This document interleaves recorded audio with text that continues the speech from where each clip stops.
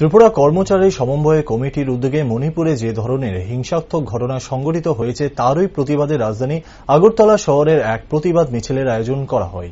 সাংবাদিকদের মুখোমুখি হয়ে স্বপন বল বলেন, প্রায় ৮০ দিন হয়ে গেছে মণিপুরে কুকি এবং মেইতি সম্প্রদায়ের জনগোষ্ঠীর মধ্যে সাম্প্রদায়িক দাঙ্গার ফলে গোটা মণিপুর জ্বলছে।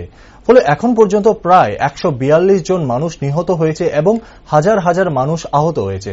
প্রায় ৫০,০০০-এরও বেশি মানুষ তাদের ঘর ছাড়া অবস্থায় রয়েছে। এমনকি গত মে মাসের দুজন নারী নিগ্রহের ঘটনার ভিডিও ভাইরাল হয় জুলাই মাসের কয়েকদিন আগে, যেখানে দেখা যাচ্ছে দুজন মেয়েকে উলঙ্গ করে প্রায় ১,০০০ মানুষের মধ্যে হাঁটাচ্ছে। শুধু তাই নয়, দুজন মেয়েকে নাকি ধর্ষণ করা হয় ও তাদের পরিবার পরিজনদের চূড়ান্তভাবে আক্রান্তের শিকার হতে হয়। কিন্তু এত কিছু হওয়ার পরেও বর্তমান মণিপুরে ভ্রাতৃঘাতী দাঙ্গায় যারা নিহত হয়েছে তাদের পরিবারকে একটি সরকারি চাকরি এবং যে সমস্ত মানুষ বাড়িঘর ছাড়া হয়েছে তাদেরকে পর্যাপ্ত ক্ষতিপূরণ দেওয়ার দাবি তুলেন ত্রিপুরা কর্মচারী সমন্বয় কমিটির এইচবি রোডের সচিব স্বপন বল।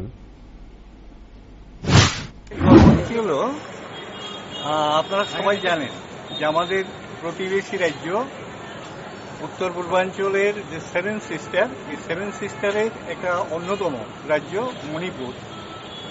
এই মণিপুরে আজকে প্রায় ৩ মাস হতে চলছে, সেখানে ভাতৃঘাতী দাঙ্গায় আমরা দেখছি যে রক্তাক্ত হচ্ছে।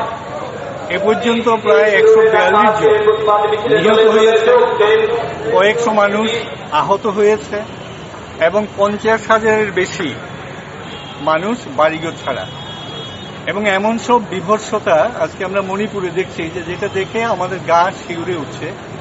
অতীতেও আমরা দেখেছি যে কখনো কখনো কোনো বিষয় নিয়ে ভাতৃঘাতী দাঙ্গা হয়েছে, হয়নি এটা বলা ঠিক হবে না, কিন্তু মণিপুরের যে বিভৎসতা এটা কিন্তু অতীতের সমস্ত যে ভাতৃঘাতী দাঙ্গা এগুলির যে ঘটনাগুলো এই সবগুলোকে ম্লান করে দিয়েছে।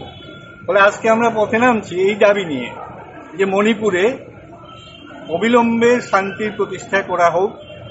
ভাতৃঘাতী যে দাঙ্গা চলছে এটা কোনো অবস্থাতেই আর চলতে দেওয়া যায় না। এবং মণিপুরে যে সমস্ত পরিবারে কেউ নিহত হয়েছে, খুন হয়েছে, সেই সমস্ত পরিবারের অন্তত একজনকে যাতে সরকারি চাকরি দেওয়া হয়, যাদের বাড়িঘর ক্ষতিগ্রস্ত হয়েছে, আর্থিকভাবে ক্ষতিগ্রস্ত হয়েছে, তাদেরকে যাতে পর্যাপ্ত আর্থিক ক্ষতিপূরণ দেওয়া হয়। অর্থাৎ এই বিষয়গুলি নিয়ে আজকে আমরা আসলে পথে নামছি এবং মানুষের প্রতি আমরা আহ্বান রাখছি, সমস্ত মানুষের প্রতি, যে বিষয়টা নিয়ে আমাদের প্রত্যেকের সোচ্চার হওয়া দরকার। এটাই হচ্ছে আজকে আমাদের এই মিছিলের মূল উদ্দেশ্য।